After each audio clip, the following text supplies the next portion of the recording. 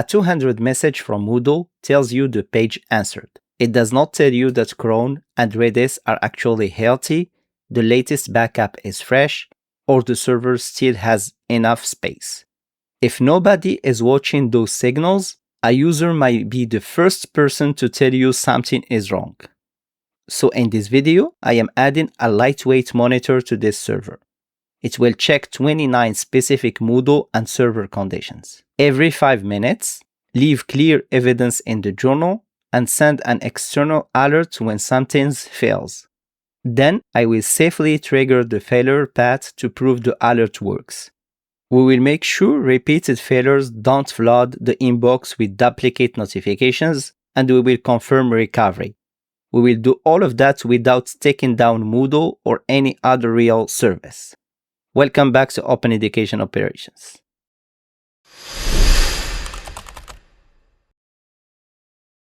Moodle already gives us supported application level checks through its check API. I am going to keep this and add the host signals around them: services, Redis persistence status, backups, capacity, whether UFW is active, and the live TLS certificate.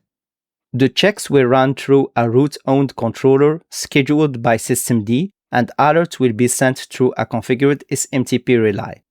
I am using SMTP to go, but the same design can use another authenticated SMTP relay after you adapt the connection settings and their validation in the controller. Okay, you know me. I need to set one important boundary before we go any further. This monitor runs on the same server it is watching. If the whole server goes down or the server loses network connectivity completely, the monitor goes down with it and cannot send an alert. For that, we would need external uptime monitoring, which is outside the scope of this tutorial. Let's get to work. Before we build the monitor, I will confirm the services and application checks this configuration depends on. The scripts in this tutorial match this server, so compare their service names, paths, backup timing, and Redis settings with your own environment before you install them. Otherwise, a normal difference in your setup could produce a false alert. First, I will check the required units.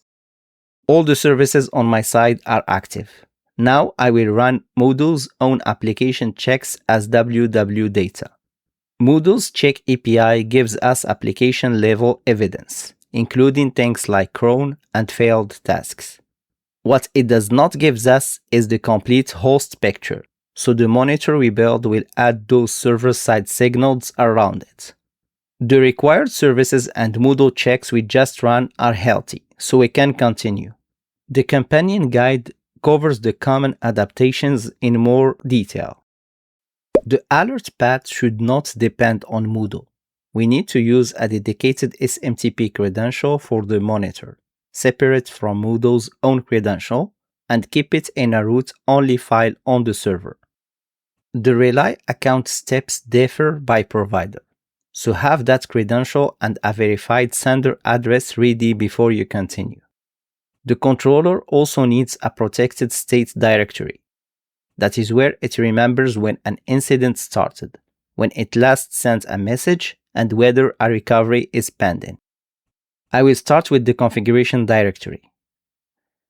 Now let's create the protected SMTP file itself. Great, now that the file is created, let's open it with Nano. We need to add 5 values. SMTP URL comes from your relay provider.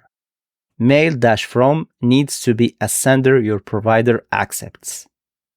Replace the username, password, sender, and recipient with your own values. And since this file contains the SMTP credentials, keep it protected so only root can read it. After saving the file, I will create the incident state directory using this command.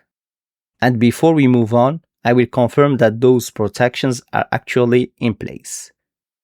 Good, the SMTP configuration and state directory now have the permissions we expect.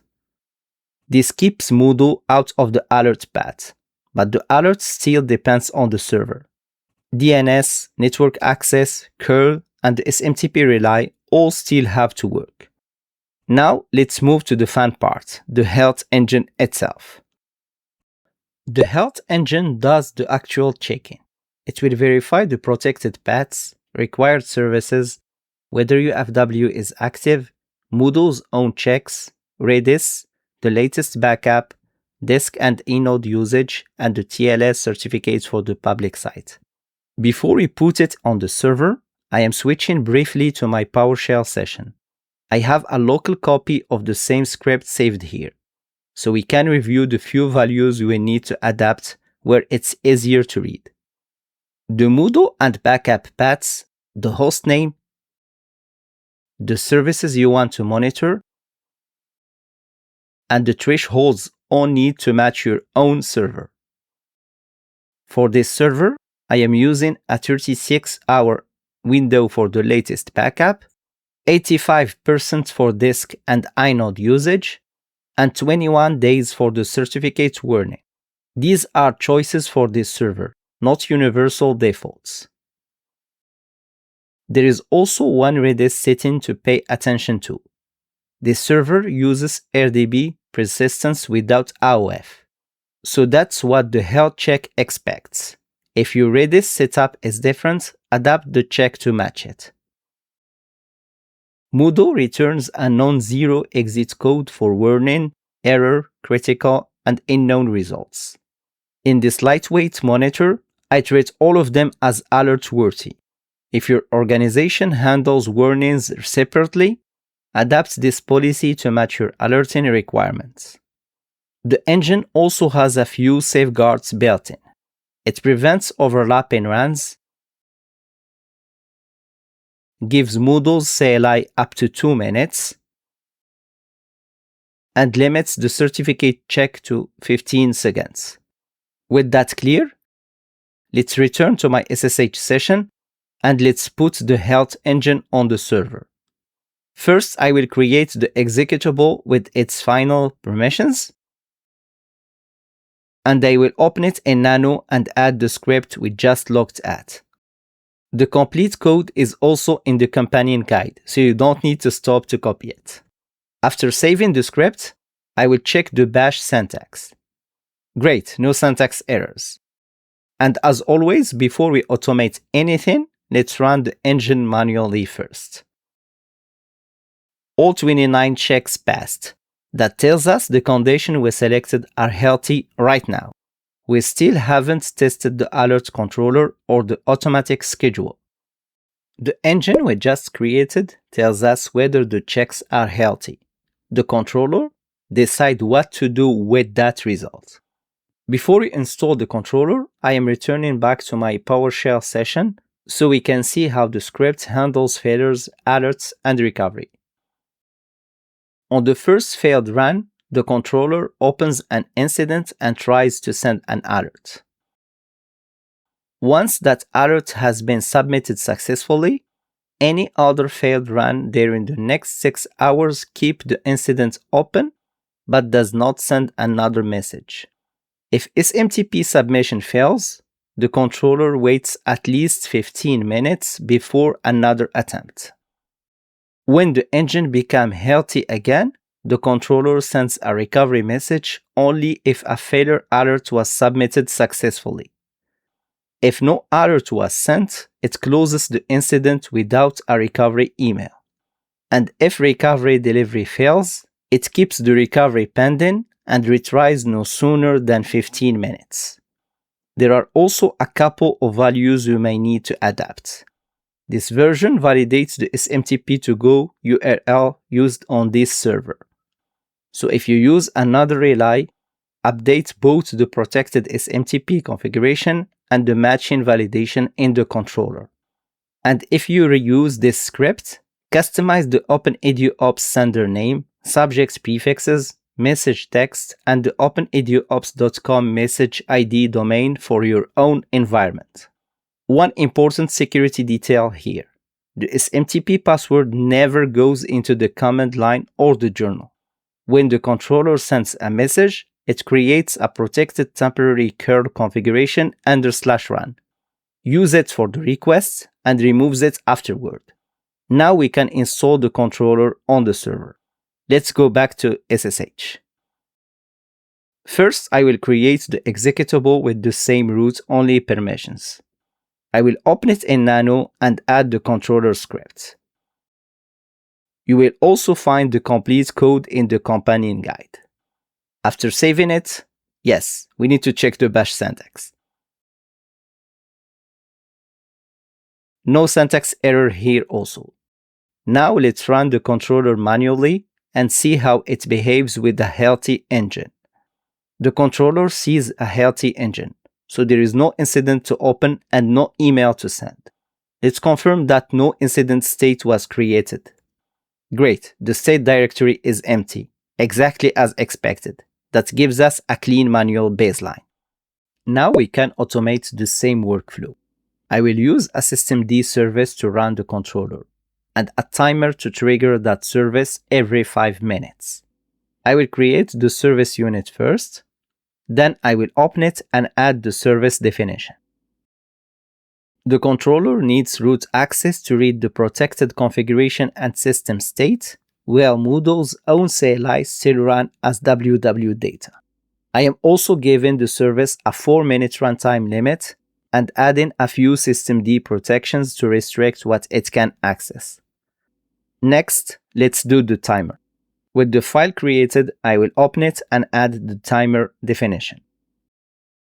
One useful detail here is persistent equal true. If a scheduled run is missed while the timer is not active, systemd can account for it when the timer becomes active again. With both unit files in place, I will let systemd verify them first. That passes, so the unit files are valid. I can reload systemd and make it aware of them using this command. Everything looks good. Time to enable and start the timer. Now, let's make sure it is active, enabled, and has a next run scheduled. Good, the timer is waiting for its next run. Once it fires, the journal will tell us whether the controller completed successfully. And there it is. The timer triggered the service, the checks completed successfully, and the controller reports no open incidents. Okay, now the burden of proof is on me here. We need to prove that the failure path actually triggers an alert. But there is no reason to take down Apache, MariaDB, Redis, cron, or any security service just to test that. Instead, the controller has a root-only test marker. When that marker contains the exact value the controller expects, all 29 real checks still run, and the controller adds one clearly labeled synthetic failure.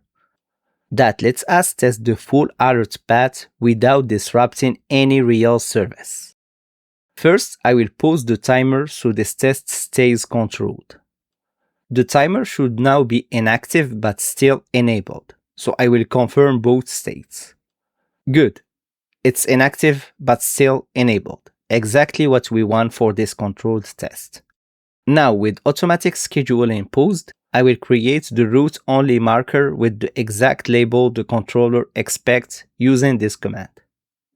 Then, I will verify both the marker label and its permission before using it. Great, the label matches and the marker is root-owned with both 600. With this in place, I will start the real head check service. The service reports a failure here, and that's expected. An open incident returns a non-zero exit code. I will ask systemd to confirm the recorded status. Systemd recorded the failed run exactly as expected. So let's check the journal and see what the controller recorded. And next, I will check the incident state that the controller created. The incident state is there, so the controller has recorded the failure. Now for the important part, did the alert actually leave the server? Let's check in SMTP to go. And here I am in the realize own activity log. There is our message. One event marked delivered. That's the relay confirming it accepted the message from our server and handed it on. But delivered at the relay is not the same as landed in front of me. So let's check the mailbox. Great, there it is. One alert with the failing check named right in the body. Now let's return to my SSH session. For the suppression test, I will leave the marker in place and run the service a second time. The service fails again, as expected, where the incident is still open. I will confirm the recorded status using this command. The incident is still open, so let's see what the journal recorded on the second run using this command. This time the journal shows the next reminder scheduled 6 hours after the first notification. So the incident stayed open, but nothing should have been sent. Let's go back to SMTP to go to verify. I will refresh the page. Still just the one event from before. Nothing new was submitted. Okay, now let's see if the mailbox agrees. Great, still one message, no duplicates. That's the suppression window doing its job. Now with suppression confirmed, I can remove the synthetic marker. I will confirm that the marker is gone before we test recovery. Great, the marker is gone. The next run should take us through the recovery path. This time, systemd reports success. The synthetic failure is gone and all 29 checks are healthy. The journal should show us the recovery path. As expected, the journal shows that the recovery message was sent and the incident was closed. Well, let's check the state directory one more time also. The directory is empty, so the controller created the incident state. But to finish the proof end-to-end, I will check the relay and mailbox again. In SMTP2Go, we can see a second event, the recovery message delivered. Now let's check in the mailbox. Same thing, the recovery notice is here, with the incident start time and the time it cleared. That's a full incident opened and closed with evidence at every step. The alert test is finished, so I can put the automatic schedule back in place. I will confirm that the timer is active, waiting, stay enabled, and has another run scheduled using this command. After its next trigger, I will check when it's fired and make sure the service returned to its normal healthy state. The timer has fired. Now I will check the result of the service run it triggered. And because a healthy run should not send anything, I will check the relay activity and mailbox one last time. There is no new health check event and no new message from this automatic run. That closes the loop. One initial alert, no duplicates during suppression, one recovery message, and then a normal healthy run with no email. We have proved the local alert and recovery workflow without taking down a real service. What we have not done is trigger every individual check through a real outage. Now, an important note. A monitor is only useful if the assumptions behind it stay current. About once a month, review the recent health check results, investigate any real alerts, and keep an eye on backup freshness, disk and inode growth, and the certificate lead time. If you make changes to Moodle or Redis, make sure the monitor still matches the way your server is configured. Once a quarter, repeat the controlled alert test as well. Recheck the SMTP credential and recipient, and make sure the service list, thresholds, backup schedule, and Redis persistence settings still match your environment. And remember, this monitor does not prove that you can reach or restore your off-server backups. Those need their own tests and their own evidence. Now to recap, our Moodle server is running 29 selected health checks every 5 minutes. The first failure opens an incident and sends an external alert. Repeated failure alerts are suppressed for 6 hours, and recovery closes the incident cleanly. And with that, our first Moodle Foundation series is complete.